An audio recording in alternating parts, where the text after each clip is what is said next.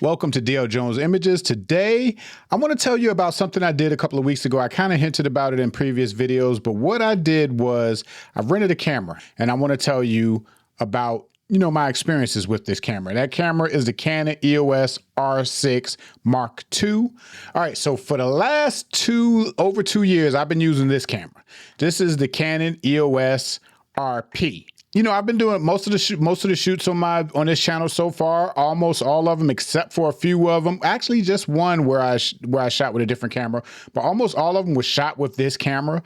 I'm used to it. I've actually been able to get some good work out of it. I know how to use it. I can make it work for me, even though it is a budget camera. But, as I kind of thought about in a couple of videos before, I talked about it in a couple of videos before, is that I'm wondering if it's time for me to upgrade, Also, at my year-end wrap-up for 2022, I talked about how I wasn't going to just run out and purchase gear every time I get a wild hair to get stuff, because I said I was going to start renting things. So that's what I did. I rented the Canon EOS R6 Mark II. I had it for a week.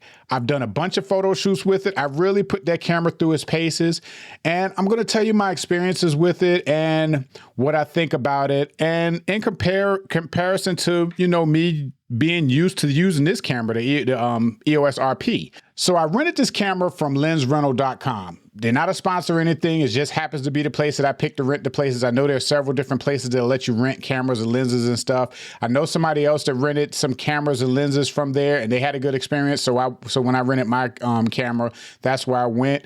And like I said, I'm not sponsored, but I do have a link in the description where if you decide to use that, go ahead and use that link. You'll save you $25 on your first rental. But anyway, lensrental.com, I rented the camera from there. The camera actually came early. It came about 2 days early, and then they didn't charge me anything extra for it coming early or anything like that. So that was a good thing. Came in a nice Pelican box, nice heavy duty Pelican box.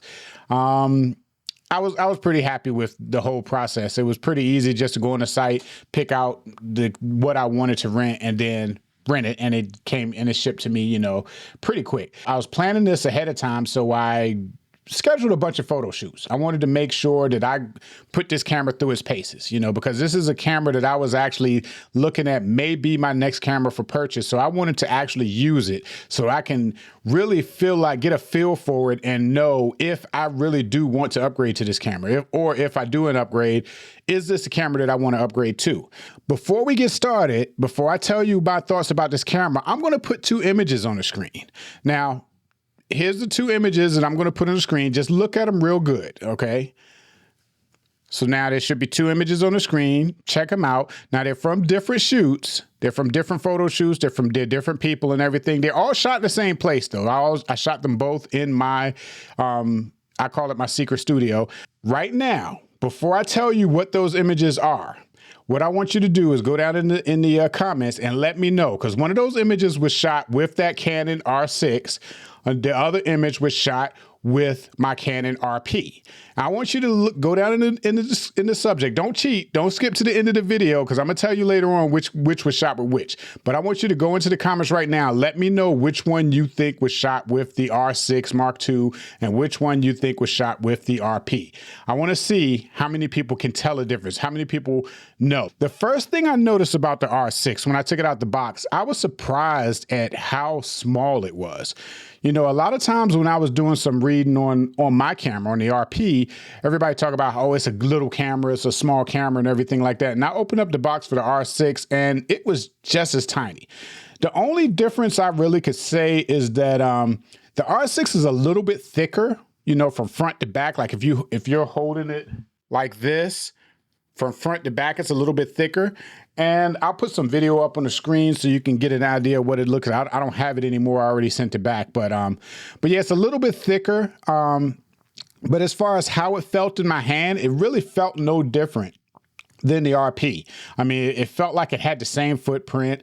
The weight felt about the same. It didn't feel no heavier or lighter or anything like that. One thing that was different about that camera, the R6, is that the button placement. I was talking to another photographer on IG a couple of weeks ago, and he was telling me about how he wanted to upgrade, but he didn't want to feel like he didn't feel like wanting to learn a new whole operation or layout or everything like that. And I always kind of felt like, well, it's Canon. They both got the same OS, you know, it may be some differences, but the menu system and the operating system that runs the camera is pretty much going to be the same. So I felt like if you know one, you know the other. And that's for the most part true. If you look at the RP, the back of the RP has like a little circular button, and then that button, it looks like a dial, but it's not really a dial. It's sort of like a D-pad. Like if you look at the old school Nintendo joysticks and stuff that got a D-pad, it's sort of like a D-pad. You can press up, down, left, and right on it, and they kind of act like buttons, even though it's circular on the actual camera itself, but they kind of act like buttons. And that's what I use to navigate through the menus. Now, the R6 still had that same dial in that same spot, but it was actually a dial. Instead of pressing up, down, left, right, you kind of ran your thumb around it and it rotated. And that's how you go through the menu. It's a small thing, but I did find myself using the camera when I go to do certain things. I'm going to try to press to go move around and navigate the menu and all of that kind of stuff when I actually have to rotate that little button, twist that button. Not a big deal, but it's something that when you're trying to do things real quick, you don't have that same muscle memory. It's something that you would learn, you know. Another thing that was different about the R6 is that it actually had like a little joystick on the top of it. Now the joystick did kind of sort of like the same thing that I would press the up, down, left, right buttons on it. So it had like two different modes of moving around the menu, navigating the menu and stuff like that. I found myself forgetting about the joystick because I'm not used to using the joystick, you know. I found myself forgetting about it a lot of times. And then there were some things that I needed to do where I needed to actually use that joystick to do that thing. And being that I'm not used to it, I you know, would never think about it. And then after a while, I'd be like, oh yeah, I got to do it this way, you know. Those were two things, minor things. I'm not making a big deal about those things or not. They're just differences, you know. Another thing that that was different is that the power on and off, how you turn the camera on and off is on a different side of the camera. On the RP, if you look here, the power on and off is right here. But on the R6 Mark II, the power on and off is right here. And that is normally where I adjust my aperture, you know. And I kept reaching for that to adjust the aperture. They still got the button where you can adjust the aperture on the R6 in almost the same location, but just a little bit different. But I found myself when I was going to navigate different things like adjusting the aperture and the ISO and all of that kind of stuff, I had to get used to that, you know what I'm saying? Because while they were all in the same area, you did have another thing to turn the camera on and off that kind of like was right in my line where my muscle memory for my thumb to do those things were. Just minor things, just minor differences. But it makes you realize, like what I was saying, what the other photographer was saying, when you go to a new camera like that, now you got to learn this stuff all over again. But the main thing I was worried about is the differences in using the camera.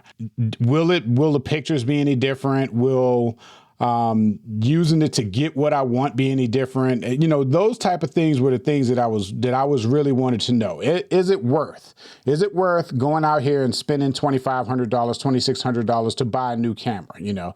And I'll get to that in a minute. So what, like I said, I did about 6 different photo shoots. I did a maternity shoot, I did a boudoir shoot, and then I did several just standard photo shoots. All of these shoots were done in my studio with different people and different outfits and different themes and stuff like that. And everything that I used was the same except for the camera body. So I used my Tamron 45mm 1.8 lens for most of them. On one shoot, I stuck the Tamron 24-70 G2 up there for a couple of shots because I was trying to get a shot that I couldn't get far enough away to get the whole body in. So I switched that on so I can zoom it in a little bit down to 24mm. And, you know, and I used like the same type of skills and everything that I've done on photo shoots in the past. I did it the same way with this one. And what I found is that, you know, overall, you know, I really, I feel like I had fun with the camera. I liked it. One big thing that I noticed that I talked about in recent videos is autofocus. With my Canon RP, You know, like I always said, you know, I've been using it for a little over 2 years, so the autofocus is fine. Sometimes I got to fiddle with the screen for it to catch the eye and all of that kind of stuff. And I just thought that that's just how it is until I used that Sony A1 and saw how good that autofocus was. I was kind of expecting the same thing from the R6, and I kind of got like in between. I kind of got in between what I experienced with the Sony A1 and what I experienced with the R6. For like my first couple of shoots, autofocus worked just like it did on the A1, you know, on that Sony A1. I just pressed the button down and caught focus. It was never an issue. There was one shoot that I did during a different time of day, so the lighting in the studio was a little bit different, you know, even though everything is set to my strobes and my flashes and everything, so the images will look the same because I got it all calibrated to based on how I got it lit. But you know, before it was a little bit darker in the room because it was a different time of day. And when it got a little bit darker in the room, that's when I noticed that I did start have to fiddling with the autofocus again. And I don't know, maybe I would have had to do that with the Sony also, you know, but I don't think I ever got into that situation when I was using that Sony. I only used it for like about 30 or 40 minutes. The way autofocus is on the R6 is that they got different modes of autofocus where you can have it set to look for people, vehicles, or animals. I kept it on auto, and on auto, what it does is I guess it just looks for all of them. It doesn't differentiate between anything. I didn't feel like bothering with the different people, video cars or animals or anything like that. I only was shooting people. So I just kept it on auto, you know, and I use servo a lot, and I usually don't use servo that much on the RP. And the reason why I don't is because the battery life on the RP is not that great, and servo just runs the battery down that much faster. So that's something I usually don't use on the RP, but I use it on the R6 a good amount of time. You know, after a while, I ended up turning servo off and went back to one shot. And then, you know, look at the battery life. The battery life it was really nice to have a camera where I didn't have to change batteries in the middle of a shoot. You know, when I use my RP, like most of my standard photo shoots or standard portrait photo shoot usually last about 2 hours. And most of the time, I have to change the battery within that 2 hours. Like towards the end of that 2 hours, I ended up having to change the battery. So that's why I make sure I always have 3 batteries, you know, and usually I only schedule like maybe 1 or 2 shoots a day. Most of the time they're about 2 hours. Sometimes they may be a little bit longer. But yeah, so now what do I think about the images? Well, I mean, if you look at a lot of my videos, you can see about where my skill level is. I feel like I'm decent. You know, I feel like I'm a decent photographer for, you know, I'm not going to say like I'm no super, you know, high-end photographer, but I feel like I'm pretty good. I feel like I'm decent. I feel like I'm pretty good. I know where my skill level is, and I'm honest about that, you know. I honestly know where my skill level is. Sometimes I have stuff that's awesome, and sometimes I have days that's not so great. I guess every photographer have those days. Usually, nobody sees those images. And what I felt like when I was using this R6 is that I felt like it didn't bring any extra value to me as far as my current skill level. I felt like everything I did throughout all of those shoots over that 7 days, I felt like I could do the same exact thing with the RP. You know what I'm saying? I don't feel any different. When I look at the images, I couldn't tell that. I couldn't look at any of the shoots that I did with the R6 and be like, okay, yeah, that one looks that way because I did that with the R6. I couldn't tell. They looked exactly the same to me, you know. And now I'll lead it up to this. So which one of these shoots do you think is the one with the RP? All right, so this one right here is the one with the RP. That's the one with the RP. You know, I put 2 on the screen. This is the one that I shot with the RP. I shot this probably about a week or so before I rented the R6. So this is the one with the RP. I'm going to put both of them back on the screen again. Now that you know that this is RP, now let's look at both of them back on the screen. And with that knowledge, can you now look at them and tell me that you could tell a difference between the two images. Not a different, I know they're different models and different times and different days and all of that kind of stuff, but just the overall image as far as looking at that image and being able to say, I shot this with this camera. Now that you know which one is the one I shot with the RP, can you look at it now and see any difference? Can you look at it now and point out, oh, now I see now? You know, since I've turned that R6 back in, since I've sent it back, I've done more shoots since then, and I still can't see a difference. The only thing I notice now is that when I'm back to my RP, I'm back to familiarity. You know what I'm saying? When I'm back doing that, I'm back to having that muscle memory, having that feel, knowing what I'm doing when I'm doing stuff, and I'm not second guessing stuff. It's just coming to me like that. But that's the only thing. And I don't really use that as a judge, because that's something that's going to come regardless of what camera you use, if you put in the time to get to learn that camera and get to know that camera. That's where I am right now. That's where I am. I took that the R6. I really liked it. I liked using it. I can't really tell how much of a bit. I guess maybe I was expecting more than I got. The autofocus, I can tell it was better, but it wasn't so much better where I didn't have the same feeling I had when I used the Sony A1 that time, which the Sony A1 may have spoiled me a little bit, because that is a $6,500 camera versus this R6, which is a $2,500 camera. And the images, to me, I feel like I can get the same images out of both.